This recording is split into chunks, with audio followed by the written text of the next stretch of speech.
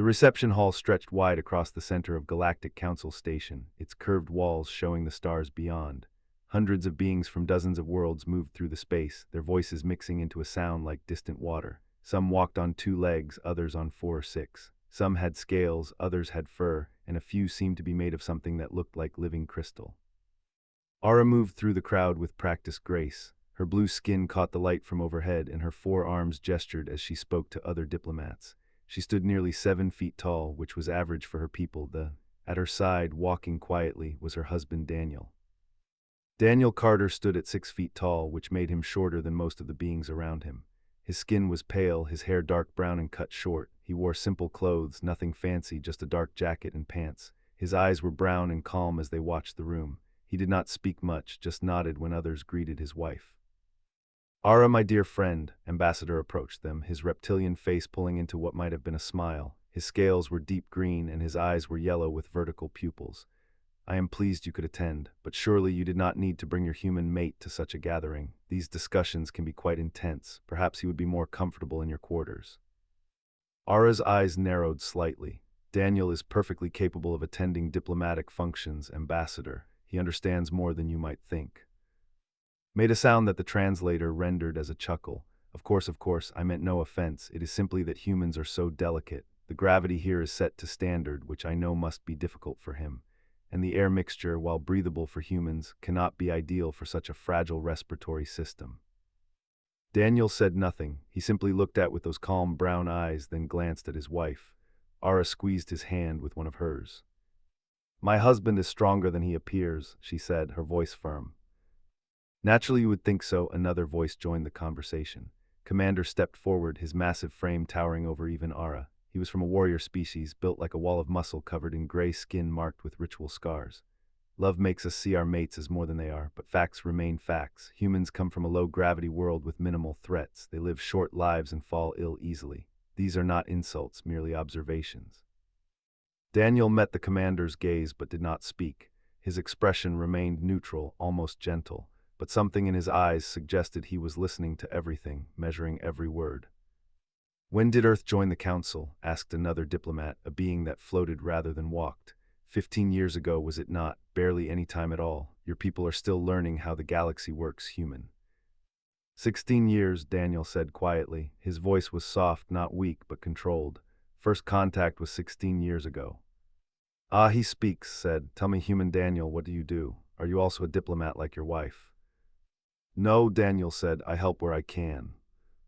"How wonderfully vague," rumbled. "Ara, forgive my directness, but why did you choose a human mate? Your people are strong, long-lived, powerful. Humans are none of these things. Did you perhaps feel sorry for him?" Ara's face showed anger now, her skin darkening slightly. But before she could respond, Daniel placed a hand gently on her arm. He looked up at her and gave a small smile. It was a smile that said he was not hurt, that he was fine, that she should not worry. "I chose Daniel because he is kind," Ara said, forcing her voice to stay calm, "because he is brave and intelligent, because when I was injured on Earth during my survey mission, he found me and helped me heal. He asked for nothing in return. He simply helped because it was the right thing to do." "How touching," said, though his tone suggested he did not find it touching at all. "Still, kindness is a luxury of the weak. Those who are strong must think of survival, of power, of advantage." Daniel's jaw tightened just slightly, but he said nothing. The conversation shifted to matters of trade routes and border disputes. Daniel listened carefully as the various diplomats and military officers discussed problems near the outer rim. Pirates had been attacking merchant vessels. Several worlds wanted military protection. Others wanted to handle matters themselves. "The problem is near human territory," said, studying a holographic map that appeared above the table. 3 systems adjacent to Earth's colonial space have reported attacks. Perhaps the pirates think humans will be easy targets. "And they would be correct," added. "Humans have only a small defense fleet, mostly patrol craft and escorts, nothing that could challenge a real military force." Daniel's eyes studied the map, following the patterns of attacks. His expression remained calm, but his mind was clearly working. Ara knew that look. It was the look he got when he was solving a problem, seeing connections others missed. "The attacks follow a pattern," Daniel said quietly. The other beings turned to look at him, some with surprise that he had spoken again. What pattern? Asked, his tone suggesting he did not believe a human could see anything useful. They are testing response times, Daniel said. Each attack happens at a different distance from the nearest military station. They are measuring how fast ships arrive, how they approach, what formation they use. They are learning. Laughed, learning. Pirates are not that sophisticated. They are opportunists, nothing more. Daniel shrugged slightly but said nothing more. Ara knew he was right, though. Daniel had a gift for seeing patterns, for understanding tactics. It was one of the many things about him that others did not see because they were too busy assuming he was weak. The reception continued for another hour. Daniel remained quiet for most of it, simply standing beside his wife and observing. Other beings occasionally made comments about humans, about their weakness, their short history in space, their limited technology. Daniel absorbed it all without reaction. Then the alarms began to sound. Red lights flashed throughout the reception hall. The pleasant background sounds were replaced by a sharp, urgent tone. A voice came through the communication system, speaking in the common trade language. All personnel, this is station security. We have detected multiple vessels approaching at high speed. Signatures match known pirate configurations. This is not a drill. All military personnel report to command center. All civilians proceed to secure areas immediately. The hall erupted into controlled chaos. Diplomats and their staff began moving toward the exits. Security personnel appeared, directing traffic and trying to maintain order. "Come, Daniel," Ara said, taking his hand. "We must get you somewhere safe." But Daniel did not move. He stood still, his eyes focused on the nearest display screen which now showed the approaching ships. There were at least a dozen of them, maybe more. They were closing fast on the station. "Daniel," Ara said more urgently, "we need to go now." Daniel looked at her and she saw something change in his expression. The gentle, quiet man who had stood beside her all evening was still there, but something else had awakened behind his eyes, something focused and hard and absolutely calm. "No," he said softly, "I think I need to stay." Around them, other beings rushed past, heading for safety. But Daniel stood firm, his eyes on the screens, watching the pirates approach like a hunter watching prey enter a trap. Ara felt her hearts beat faster. She knew her husband better than anyone, and in that moment she realized that everyone around her had been making a terrible mistake. They thought Daniel was fragile because he was quiet. They thought he was weak because he was kind. They thought he was harmless because he smiled. They were wrong about all of it. The command center of Galactic Council Station was filled with tension. Officers from a dozen different species worked at control panels, their voices overlapping as they tried to coordinate a response. On the main display screen, the pirate fleet grew larger with each passing second. Daniel walked into the command center with Ara close behind him. Several officers turned to look at them with confusion and irritation. "Civilians should not be here," barked a security officer whose species Daniel did not recognize. The being had 6 limbs and a face that seemed mostly made of teeth. "My husband has military experience," Ara said firmly. "He can help." Military experience, looked up from where he stood near the tactical display. What military? Earth barely has a defense force. What could a human possibly know about real combat? Daniel ignored the question and moved to study the main display. The pirate ships had spread into an attack formation, surrounding the station from multiple angles. It was a standard raiding pattern, designed to overwhelm defenses and create confusion. "They have 17 ships," Daniel said, his voice still quiet but somehow carrying through the noise of the command center. 3 heavy cruisers, 8 medium frigates, 6 light raiders. The cruisers will hang back and provide covering fire while the frigates press the attack. The raiders will try to board once the station's shields are weakened. Turned to stare at him. "How do you know their ship classifications?" "The power signatures," Daniel said, pointing to readings on the display. "And the way they move. Heavy ships accelerate slower. Light ships dart around. It is basic observation." "Basic observation," repeated with a sneer. "Station defenses, status report." "Shields at full power," reported one of the officers. "Weapons armed and ready, but Commander, they outnumber us significantly. We have only 4 patrol craft docked here, and the nearest council fleet is 3 hours away." "3 hours," another officer muttered. "They will tear us apart in 30 minutes." Daniel pulled out a small device from his pocket. It looked like a simple communication unit, the kind many beings carried. He pressed a button and spoke in a language that the universal translators struggled with. It was English, but technical English, filled with words and phrases that did not translate easily.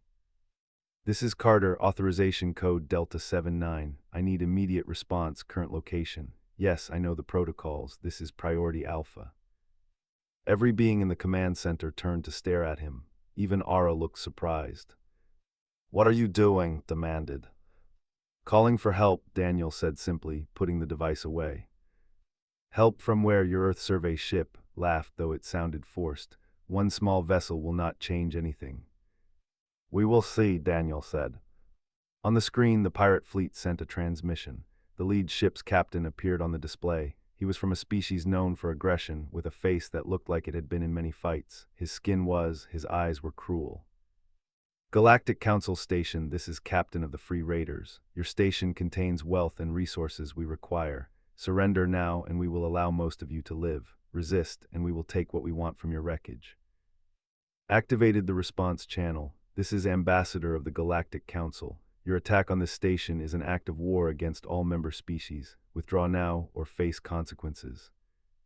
Laughed, it was not a pleasant sound. Consequences, you have 4 small patrol ships and a station with minimal weapons. We have 17 warships and no fear. Your choice is simple, surrender or die. The transmission ended, turned to, Commander, your assessment.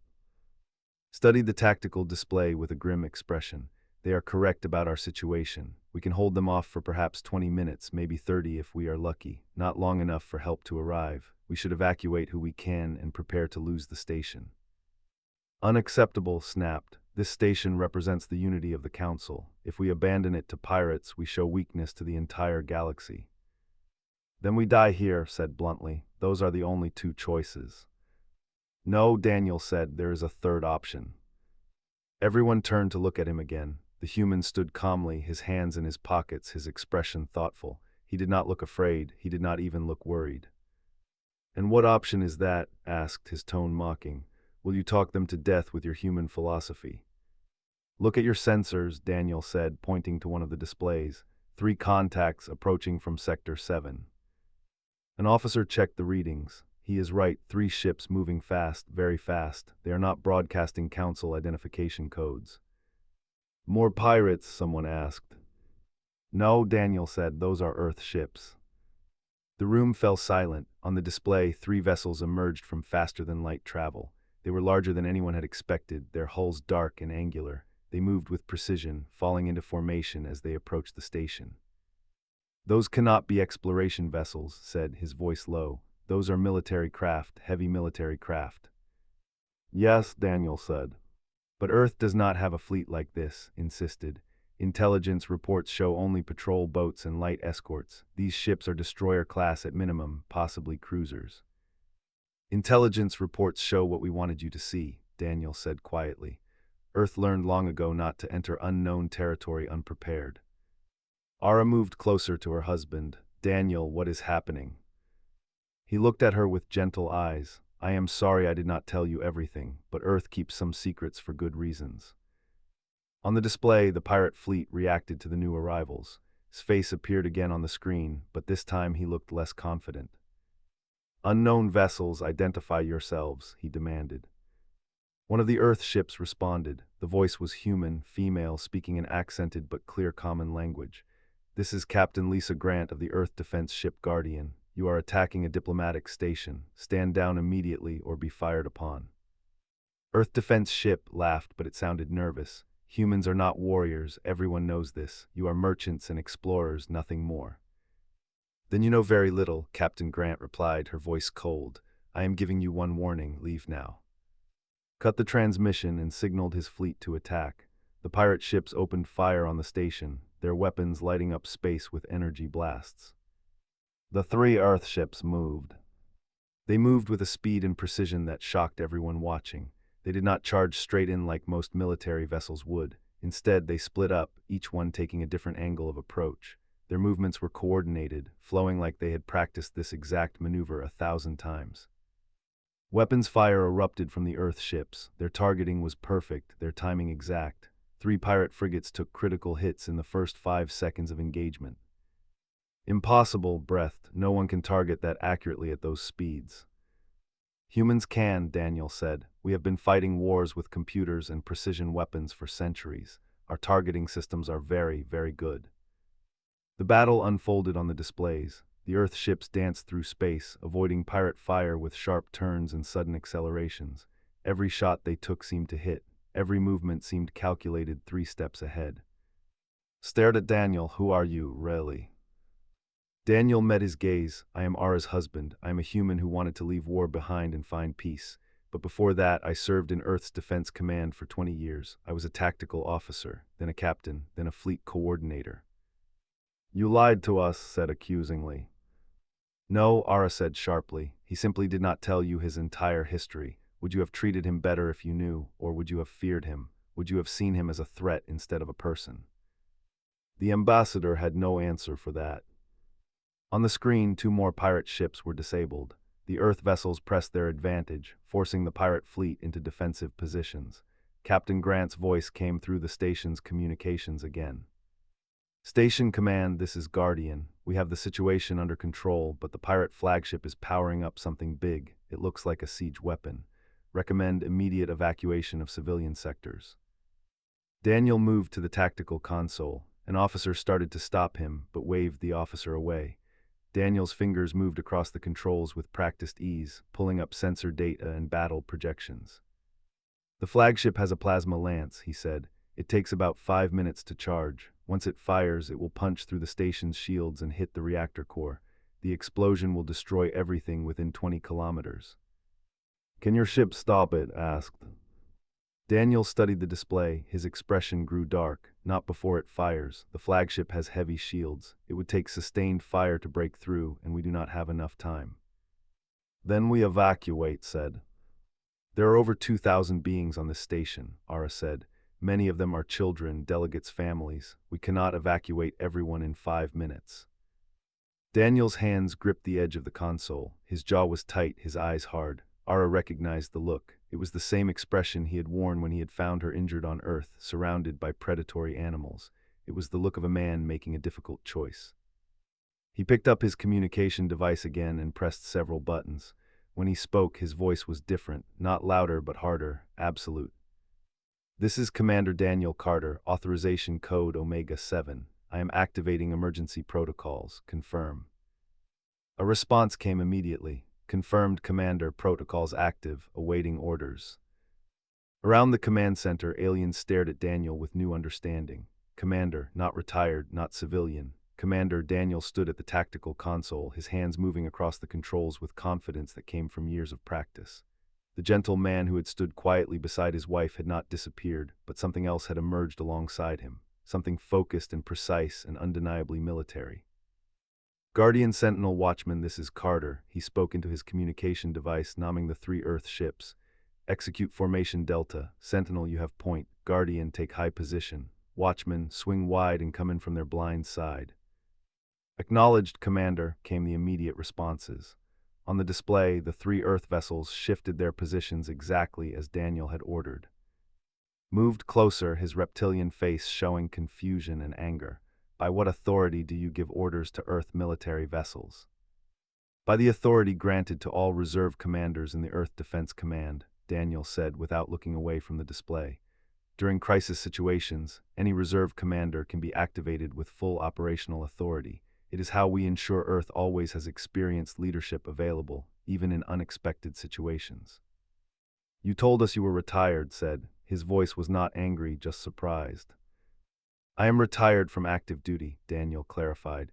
I do not serve on ships or bases anymore. I live a civilian life, but Earth believes that experience should never be completely wasted. So people like me, who served for many years, remain in reserve status. We live normal lives until we are needed. On the screen, the pirate flagship continued to charge its weapon. A timer appeared on one of the displays, counting down, 4 minutes and 18 seconds until it could fire. What is your plan, Commander? Asked, and there was respect in his voice now. Daniel pulled up a 3-dimensional map of the battle space. His fingers traced paths through the holographic display.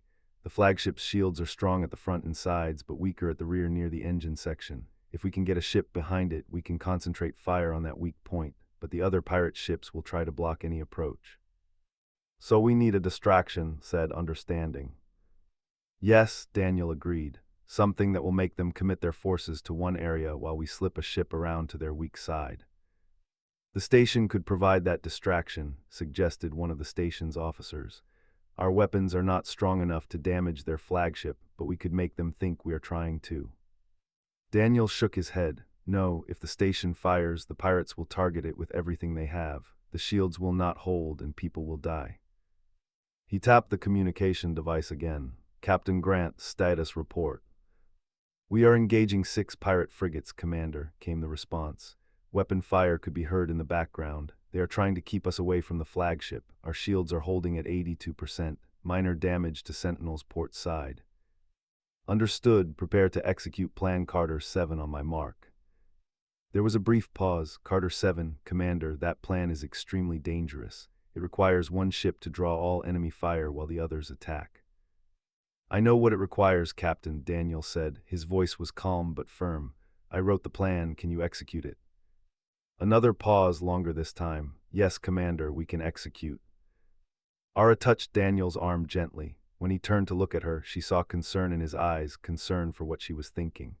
She knew he was worried that she was seeing him differently now, seeing the warrior instead of the husband. Be careful, she said softly, all of you. Daniel nodded once, then turned back to the display. All Earth vessels, execute Carter 7. Guardian, you are the hammer, make them look at you. Sentinel and Watchman, you are the blade, get to that flagship and end this. Acknowledged, Commander, Captain Grant replied. Guardian will draw their fire, all power to forward shields. What happened next was both beautiful and terrifying to watch. The Earthship Guardian suddenly accelerated straight toward the pirate fleet, all weapons firing. It was not a careful, tactical approach. It was a direct challenge, a statement that said we are here and you cannot ignore us. The pirates took the bait. Every ship that was not already engaged turned to face Guardian.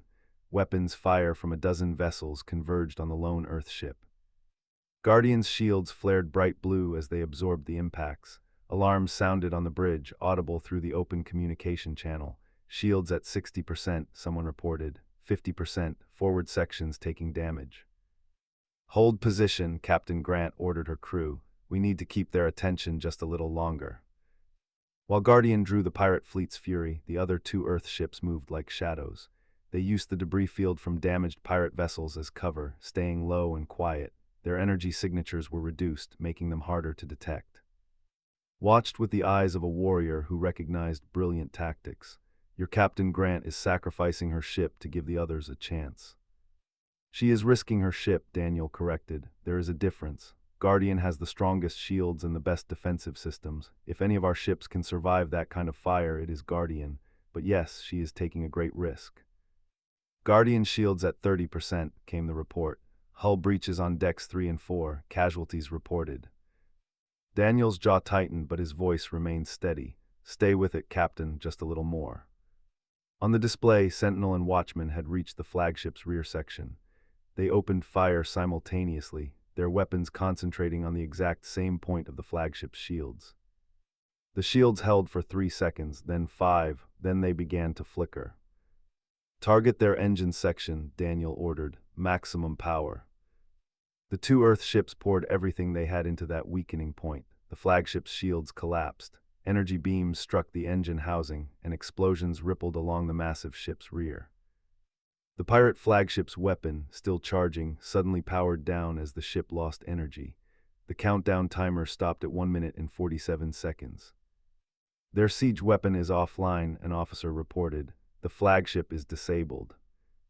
Guardian, break off, Daniel ordered. All ships, the primary threat is neutralized, clean up the rest. The pirate fleet, seeing their flagship crippled, began to retreat. Some ships broke formation and fled immediately. Others tried to cover their withdrawal, firing wildly as they turned away. The 3 Earth ships pursued, not aggressively but steadily. They were not interested in total destruction, just in making sure the pirates left and did not come back. Within 10 minutes the battle was over. The pirate fleet had scattered, leaving behind 3 disabled ships and 1 crippled flagship. The station was safe. The command center erupted in relieved chatter. Officers congratulated each other, checked damage reports, and began coordinating rescue efforts for the damaged sections of the station. Approached Daniel slowly. The ambassador's expression was complicated, mixing respect with discomfort. Commander Carter, it seems we owe you our lives. You owe Captain Grant and her crews, Daniel said. They were the ones in danger. I just helped coordinate. You did far more than coordinate, said. He placed a massive hand on Daniel's shoulder, a gesture of respect among his people. You commanded like a warrior born to it. Your tactics were smart, ruthless when needed, but you never spent lives carelessly. That is the mark of a true commander. Daniel looked uncomfortable with the praise. I did what was necessary to protect the station, nothing more. Ara had been watching quietly, her forearms crossed as she observed how the other beings now looked at her husband. They no longer saw a fragile human to be dismissed and protected. They saw someone competent and dangerous. How many other humans are like you? Asked. How many other reserve commanders does Earth have hidden among the people we thought were simple merchants and explorers? Enough, Daniel said simply. Earth believes in being prepared. We have seen what happens when people are caught defenseless. We will not let that happen to us or to those we care about. An officer called out from one of the stations. Commander, we are receiving a transmission from the disabled flagship. Captain wishes to speak to whoever is commanding the defense. Daniel considered for a moment, then nodded. Put him through. The pirate captain's face appeared on the main screen. He looked defeated, angry, but also grudgingly impressed. So the rumors were wrong. Humans are not weak prey after all. The rumors were exactly what we wanted you to believe, Daniel said. Earth has no interest in galactic conquest or displays of power. We want to trade, to explore, to live in peace with our neighbors. But that does not mean we are helpless. It just means we choose not to fight unless we must. And when you must fight, you're very good at it, said bitterly. I will remember this, human. We all will. Good, Daniel said. Remember it well. Tell every pirate, every raider, every criminal who thinks they can attack innocent beings. Tell them that humans do not start fights, but we finish them.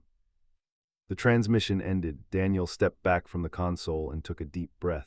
The hard expression on his face began to soften. The commander was stepping back, and the gentle husband was returning.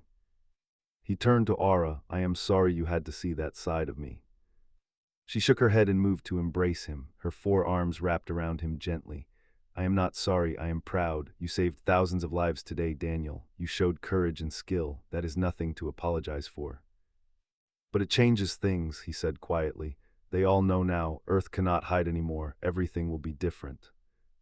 Aura pulled back to look into his eyes. Yes, everything will be different, but we will face it together. Around them, the command center continued its work. Officers sent reports, coordinated repairs, arranged for medical care, but many of them kept glancing at the human who stood at the center of it all, the human they had dismissed as fragile and weak. Approach them again. Commander Carter, the Council will want to speak with you. There will be many questions about Earth's true military capabilities. I know, Daniel said, and I will answer them honestly. Earth has been preparing for this conversation. We knew it would come eventually. We just hoped it would be under better circumstances. You saved this station and everyone on it, said firmly. That counts for something, perhaps for a great deal. Daniel nodded, but his expression was troubled. He had spent years trying to leave war behind, trying to build a peaceful life with Aura. Now, in one afternoon, all of that had changed. The galaxy knew what humanity could do, and that knowledge could not be taken back. Aura squeezed his hand. She knew her husband was worried about the future, but she also knew he had made the only choice he could. He had protected the innocent, just as he had protected her years ago when they first met. That was who Daniel was, warrior and protector both, and she loved every part of him. The celebration in the command center was short-lived. An alarm cut through the relieved chatter, sharp and insistent. Every display screen flashed red warnings. What now? Demanded. An officer checked her console, her face turning pale despite her blue skin. The pirate flagship, it is not retreating. It is still here, and its weapon systems are coming back online. Daniel moved quickly back to the tactical display. His eyes scanned the readings, and his expression darkened. They rerouted power from life support and navigation. They are putting everything into their siege weapon. But their engines are destroyed, another officer protested. They cannot escape even if they fire. They will be stranded here. They do not care, said grimly. This is revenge. If they cannot win, they will take as many of us with them as they can. On the screen, the massive flagship hung in space like a wounded animal that still had teeth. Energy readings spiked as power flowed into the siege weapon. The timer appeared again, 2 minutes until the weapon could fire. All Earth ships focus fire on the flagship, Daniel ordered. Target the weapon directly. Guardian, Sentinel, and Watchman opened fire, their beams striking the flagship's hull. But the pirate vessel had redirected its remaining shield power to protect the weapon. The shields held. "Shields are too strong at that point," Captain Grant reported. "We cannot break through in time, Commander." Daniel's hands gripped the console edge. His mind raced through options, calculations, tactical scenarios. Every path led to the same conclusion. The weapon would fire, the station would be destroyed, thousands would die. "There has to be a way," Ara said, standing beside him. Her voice was calm, but he could hear the fear underneath. Her people were on this station, his people too. Children playing in the diplomatic quarters, unaware of the death charging up to meet them. "Commander," Captain Grant's voice came through again. "We have one option. Guardian can ram the flagship. If we hit them at full speed, we can destroy the weapon before it fires, but we would not survive the impact." Daniel closed his eyes. Captain Grant and her crew of 47. 47 lives against 2,000. The math was simple, brutal, and completely unacceptable to him. "Negative, Guardian," he said. "Stand by." "Commander, if there is another way, we do not have time to find it." Daniel pulled out his communication device. His finger hovered over a specific button, one he had hoped never to press. It was colored red, different from all the others. He had carried this device for 6 years and never touched that button. "Daniel," Ara said quietly, "what are you thinking?" He looked at her and she saw something in his eyes she had never seen before. Not fear, but deep reluctance. "There is something else we can do, but if I do this, everything changes. Not just for us, but for all of humanity. The galaxy will never see Earth the same way again." "Tell me," she said. "When humanity first developed faster-than-light travel, we were afraid," Daniel said, speaking quickly. "Afraid of what we might find out here, so we prepared for the worst. We built weapons, powerful weapons, weapons we hoped we would never need to use. We brought 3 destroyer-class ships to this sector, but we also brought something else. Something we have kept hidden, orbiting just outside sensor range." "Had been listening. What kind of weapon?" Daniel pressed the red button. When he spoke, his voice was transmitted on a frequency that made every translator in the room pause before rendering his words. "This is Commander Daniel Carter. Authorization code Alpha Omega 77. This is a Priority 1 emergency. I am requesting immediate deployment of Deterrent Package 7.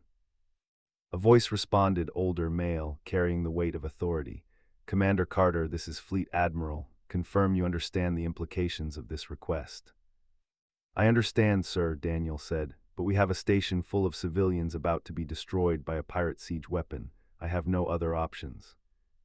"Confirmed, Commander. Deterrent 7 is authorizing. Launching in 30 seconds. God help us all." The transmission ended. Around the command center, every being stared at Daniel with a mixture of confusion and growing dread. "What did you just do?" asked. Before Daniel could answer, new contacts appeared on the display. Not ships, but smaller objects, 6 of them, moving at incredible speed from beyond the station's sensor range. They accelerated toward the pirate flagship with precision that seemed impossible. An officer checked the readings and gasped. "Those objects are traveling at 0.7 light speed. That should not be possible in normal space." "It should not be," Daniel agreed quietly, "but humans have always been very good at making the impossible work." The 6 objects spread into formation around the pirate flagship. Up close, they became visible on the enhanced displays. They were sleek, dark, and covered in geometry that seemed to bend light around them. "What are those?" demanded. "Autonomous weapons platforms," Daniel said. "We call them lances. Each one carries a directed energy weapon powerful enough to cut through a moon." The command center fell absolutely silent. Even the background hum of equipment seemed to fade away. "You brought weapons that can destroy moons into Council space." His voice rose to a shout, "without telling anyone." "We told no one because we hoped never to use them," Daniel shot back. "These weapons exist for one purpose, to make sure that if humanity is ever threatened with extinction, we can defend ourselves, but they can also be used to protect others." On the display, the timer showed 40 seconds until the pirate weapon would fire. The 6 lances positioned themselves, their targeting systems locking onto specific points on the flagship's hull. Daniel activated the station-wide communication system. His voice would now be heard throughout every corridor and room. "This is Commander Daniel Carter to all personnel on Galactic Council Station. The pirate flagship is about to fire a weapon that will destroy this station. We are taking action to prevent this. There will be a bright flash. Do not look directly at it. Shield your eyes and take cover. This will be over in 10 seconds. He switched to a private channel. Captain Grant, pull your ships back. Full retreat, maximum speed. Commander, we should stay and help. You cannot help with this, Captain. Get your people to safety. That is an order. The three Earth ships accelerated away from the flagship, putting distance between themselves and what was about to happen. Daniel opened another channel, this one directed at the pirate flagship. Captain, this is your final warning. Power down your weapon immediately, or you will be destroyed. His face appeared on the screen, twisted with hate. You are bluffing, human. You would not dare use such weapons near a council station. The radiation alone would kill everyone. These weapons produce no radiation, Daniel said, his voice cold and hard. They are clean, precise, and absolutely lethal. You have 15 seconds to comply. Go to whatever hell your people believe in, snarled. So be it, Daniel said. He looked at the control panel in front of him. One button remained, glowing with soft blue light. His hand moved toward it, steady and sure. Ara placed one of her hands over his. Are you certain? No, he admitted, but I will not let those people die because I was afraid to act. He pressed the button. Space itself seemed to hold its breath. Then the 6 lances fired simultaneously. The beams that emerged from them were not like normal weapons. They were not red or blue or green. They were white, pure white, so bright that every display automatically dimmed to prevent damage to sensitive eyes. The beams struck the pirate flagship at 6 precise points. There was no explosion, no fire, no debris. The beams simply cut through the ship like it was made of paper. They sliced through shields, through armor, through the siege weapon itself. The weapon that had been seconds from destroying the station simply ceased to exist. The beams carved it out of the flagship's hull with surgical precision, turning it into vapor and scattered atoms. 5 seconds after the lances fired, they stopped. The white light faded. The pirate flagship still existed, but it now had 6 perfectly straight holes running completely through it. The holes glowed at the edges, still hot from the energy that had created them. The command center remained silent for a long moment. Then one of the officers spoke, his voice barely a whisper. What kind of beings create such weapons? Daniel turned to face the room. Every eye was on him. Some looked afraid, others looked awed. All of them looked at him differently than they had just minutes before. We do, Daniel said simply. Humans create such weapons because we know what it is like to be helpless. We know what it means to face extinction. Earth has nearly destroyed itself 3 times in our recorded history. We learned from those mistakes. We learned that survival requires strength, but also restraint. We have these weapons not because we want to use them, but because we refuse to be victims ever again. You lied to the entire council, said. You presented yourselves as peaceful explorers while hiding weapons of mass destruction. We never lied, Daniel countered. We are peaceful explorers. We came to trade, to learn, to make friends among the stars, but peace does not mean helplessness, and exploration does not mean we send our people into danger without protection. Stepped forward, the massive warrior studied Daniel with new respect and something that might have been fear. Commander Carter, what else has humanity hidden from us? Daniel met his gaze steadily. Nothing that we have not had good reason to keep private, but you are right that this changes things. Earth can no longer pretend to be weak. After today, everyone will know what we are capable of. The Council will demand answers. The galaxy will demand answers, and we will give them. One asked. Soon, Daniel said, but first we secure this station, we treat the wounded, and we make sure everyone is safe. Then we talk about the future. He turned back to the display, where the crippled pirate flagship drifted in space, powerless and defeated. The 6 lances had already disappeared, returning to wherever they had come from. Ara moved to stand beside her husband. She took his hand in one of hers. You did what you had to do. I know, he said quietly, but I also changed the course of human-alien relations with one button press. Every species out there now knows that humans are not just capable of violence, but that we have planned for it, prepared for it, built weapons for it. They will fear us. Perhaps, she agreed, but perhaps they will also respect us. And perhaps some will appreciate that you used that terrible power not to conquer, but to protect. Daniel looked at his wife and managed a small smile. I hope you are right. Around them, the work of securing the station continued, but nothing would be the same. The quiet human who had stood in the corner during diplomatic receptions had spoken, and his voice had commanded weapons that could destroy worlds. And worlds had obeyed. The council chamber was filled beyond capacity. Delegates from 47 different species occupied the seats, while more watched through live transmission from their home worlds. News of what had happened at the station had spread across the galaxy in hours. Everyone wanted to hear what humanity had to say. Daniel stood alone at the center of the chamber in the circular space where those who addressed the council were required to stand. Ara sat in the diplomatic section, her eyes never leaving her husband. She had offered to stand with him, but he had refused. This was his responsibility, his burden to carry. High Chancellor, a being whose species was among the oldest in the council, spoke first. His voice was measured and grave. Commander Daniel Carter of Earth, you stand before this council to answer questions about your species and its capabilities. The events at Galactic Station 14 have raised serious concerns about Earth's intentions and honesty. I understand, Chancellor, Daniel said. His voice was calm, clear, carrying to every corner of the chamber. Ambassador rose from his seat.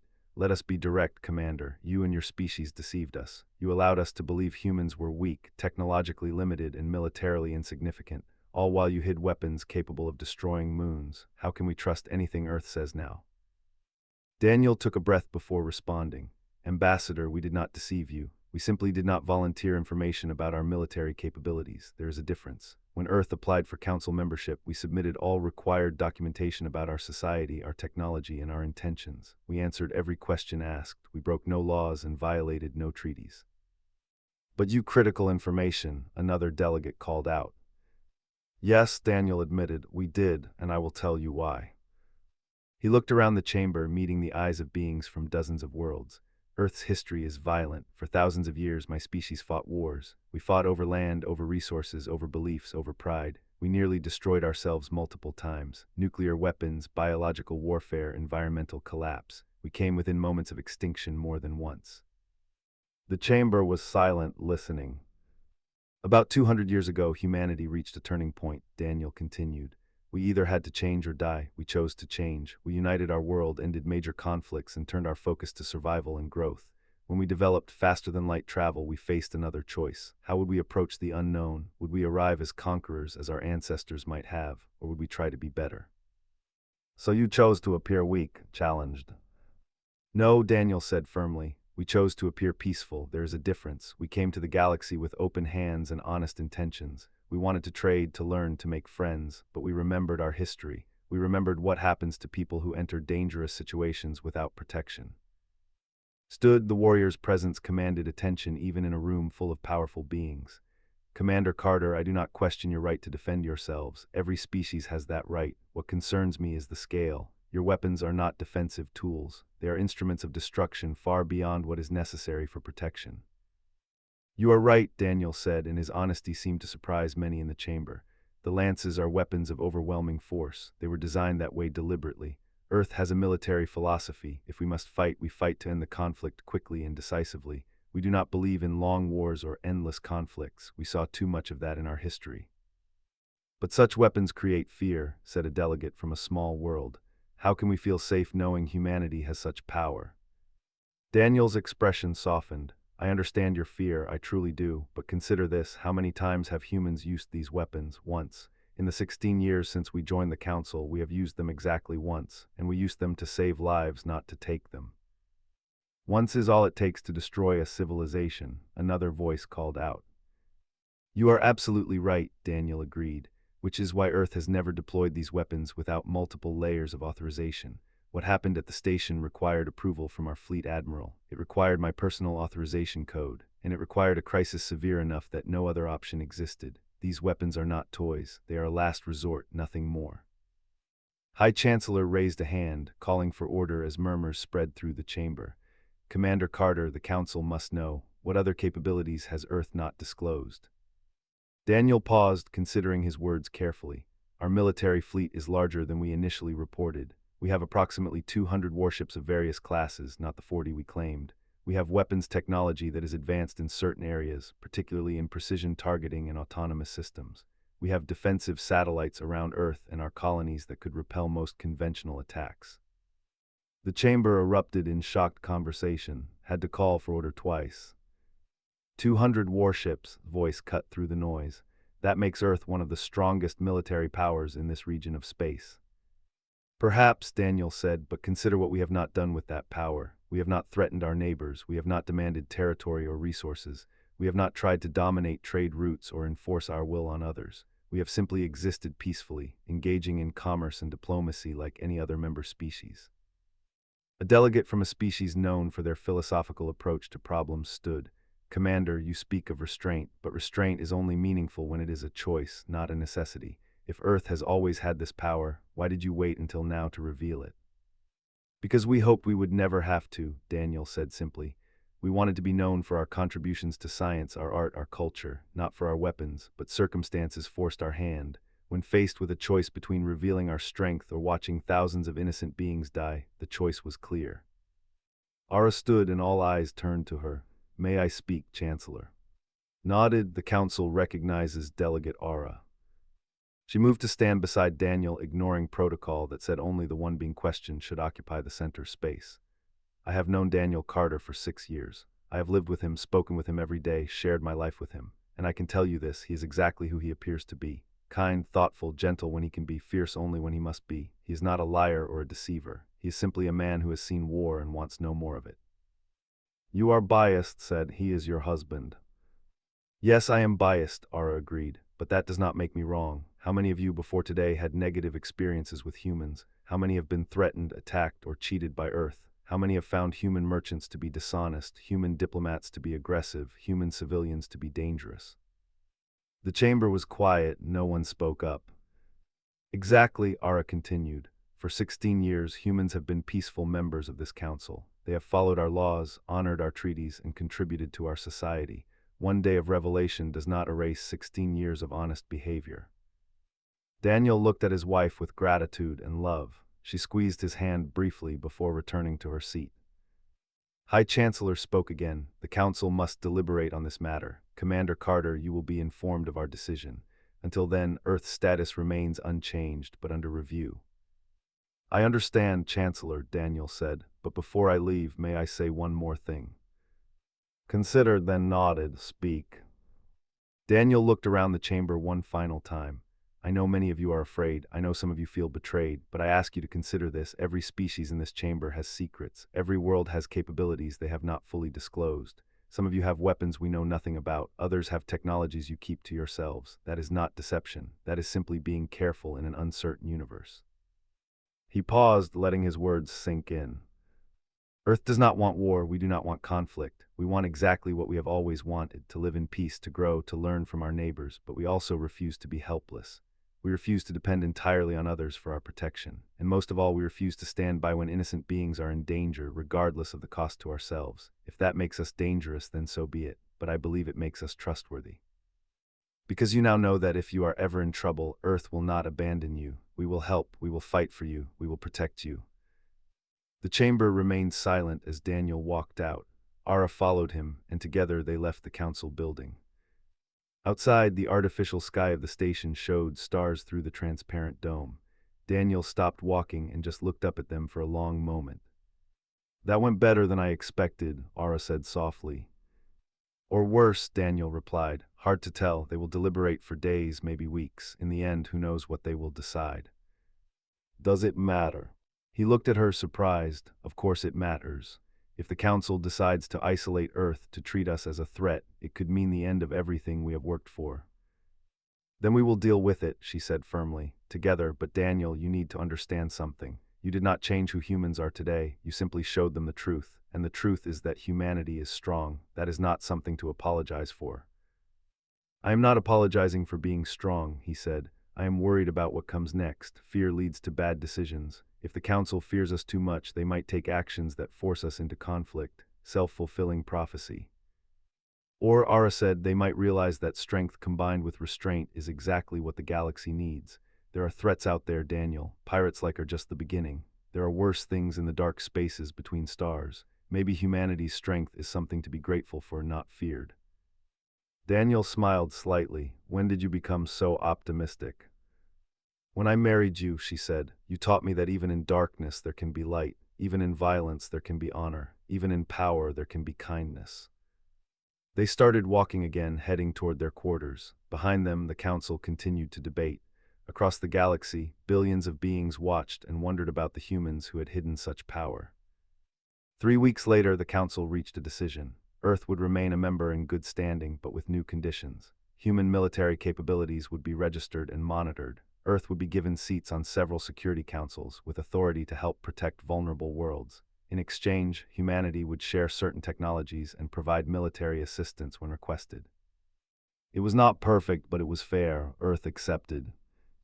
Daniel resigned his reserve commission that same week. He had done his duty, used his skills one last time to save lives. Now he truly could leave war behind.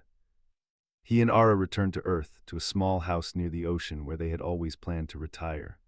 There, away from politics and military concerns, they lived the quiet life Daniel had always wanted.